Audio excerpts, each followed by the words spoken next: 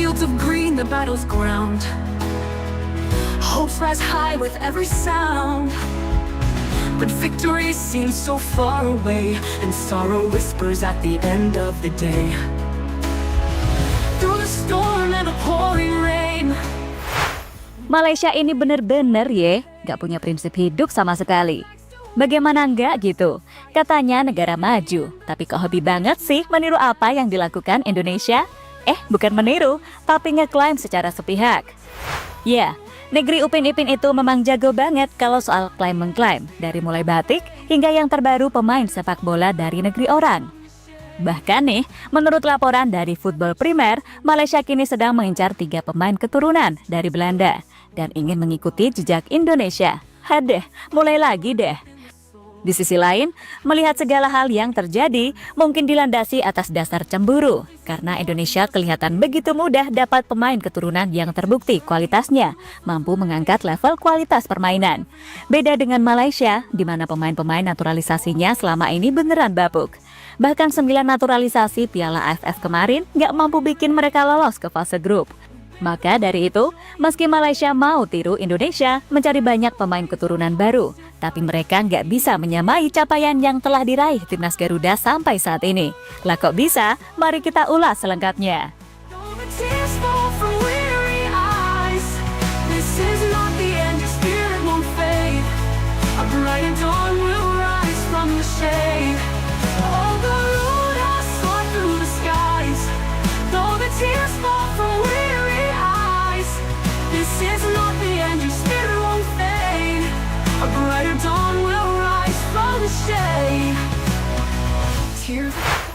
Entah apa yang terjadi dengan sepak bola Malaysia saat tim-tim lain coba memperbaiki kualitasnya, termasuk Indonesia, malah sepak bola di sana terjun bebas. Dan selayaknya gimana rival, gengsi antara Indonesia serta Malaysia seolah nggak ada habisnya. Ya, seperti menolak kalah, publik Malaysia pada akhirnya juga ingin segera meniru apa yang dilakukan PSSI untuk membangkitkan tim nasionalnya. Yang mana salah satunya tentu saja program naturalisasi. Memang Malaysia udah menerapkan ini secara besar-besaran, tapi pemain-pemain yang mereka naturalisasi mayoritas hanya main di Liga Malaysia. Sehingga itu beneran gak cukup untuk mengangkat level tim ini ke tahap berikutnya. Alhasil, cobalah mereka merekrut pemain-pemain yang dianggap punya garis keturunan Malaysia. Tapi apa yang mereka lakukan justru berujung pada roasting dari berbagai pihak. Dan yang paling ngenes di tahun 2024, selain gagal dalam setiap event yang diikuti, Malaysia juga gagal mendapatkan pemain-pemain yang mereka klaim punya keturunan darah Malaysia. Kocaknya adalah mereka percaya pada sebuah grup Telegram yang diketahui memberi info siapa-siapa aja pemain di Eropa yang punya garis darah Malaysia. Alhasil, tercetuslah nama-nama macam Josh Brownhill, Iggy Hoban, Kiernan Dewsbury Hall, dan Isaac Hayden. Namun sayang, riset yang dilakukan oleh Malaysia ternyata adalah riset bodongan. Karena beberapa pemain mengkonfirmasi jika mereka sama sekali tidak memiliki darah Malaysia. Seperti yang pernah dilakukan oleh Isaac Hayden, Iggy Hoban, hingga yang terbaru Josh Brownhill. Tentu sebuah tamparan yang sangat keras bagi sepak bola Malaysia. Karena untuk mencari pemain keturunan, mereka sampai mengklaim pemain dari negeri orang. Fields of green, the battle's ground. Hopes rise high with every sound. But victory seems so far away, and sorrow whispers at the end of the day. Through the storm and the Namun, sebuah kabar mengejutkan terjadi di awal bulan Februari 2025 ini, di mana kabar Malaysia menaturalisasi pemain asal Belanda sudah terdengar hingga media Belanda. Media Belanda bernama Football Zone menyoroti langkah yang dilakukan oleh Malaysia untuk memperkuat tim nasional.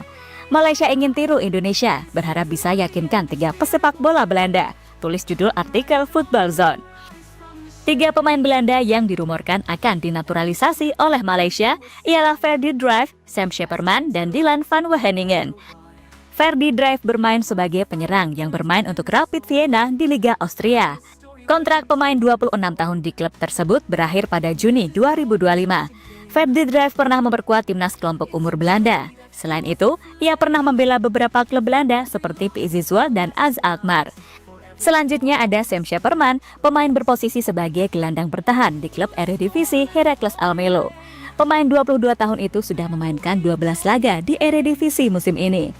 Lalu terakhir ada nama Dylan van Wageningen. Dia adalah pemain yang berposisi sebagai bek kanan. Ia memperkuat Sparta U21 di Tweede Divisi. Namun 3 pemain itu sendiri belum resmi bergabung dengan timnas Malaysia. Dan jangan senang dulu, karena belum tentu pemain itu punya darah keturunan seperti yang sebelum-sebelumnya. Mending cari tahu betul-betul sebelum nantinya malu dirujak habis-habisan oleh netizen Indonesia. Weary eyes, this is not the end, you still won't fade. A brighter dawn will rise from the shade. Tears of sorrow, tears of pride, flow like rivers we cannot hide. But in the struggle we find our way, a stronger tomorrow, born from today, stand tall.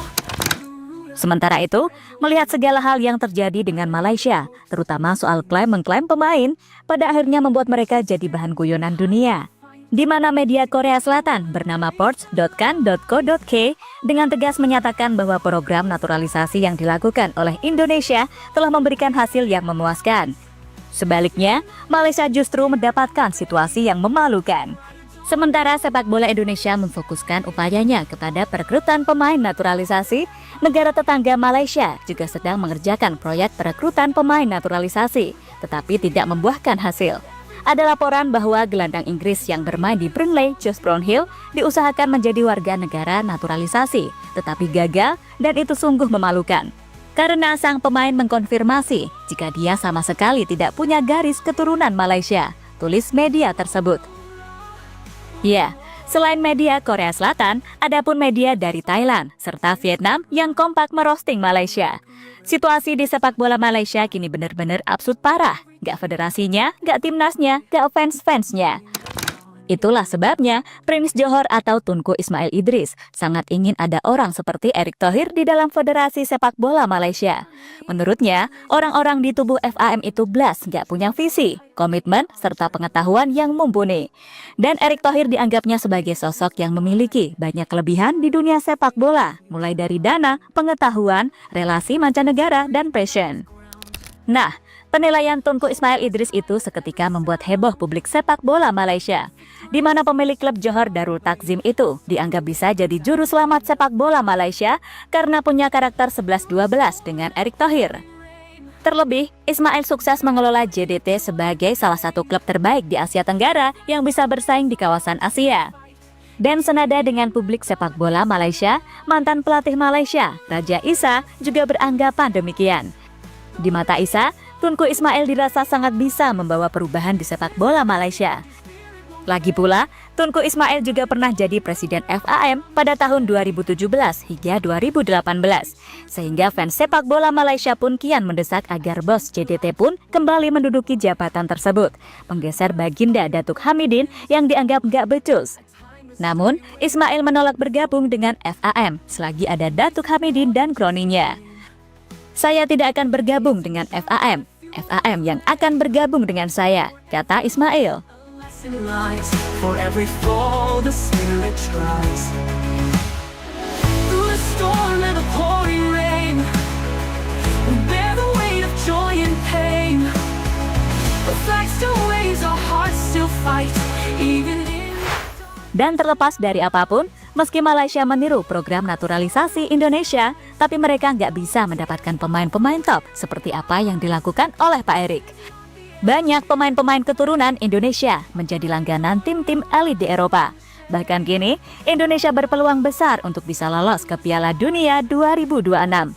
Dan Malaysia mungkin bakal sulit untuk menyamai prestasi Indonesia. A brighter dawn will rise from the shade. Tears of sorrow, tears of pride, flow like rivers we cannot hide. But in the struggle we find our way, a stronger tomorrow, born from today. Stand tall, Garuda, spread your wings, the melody of hope still sings.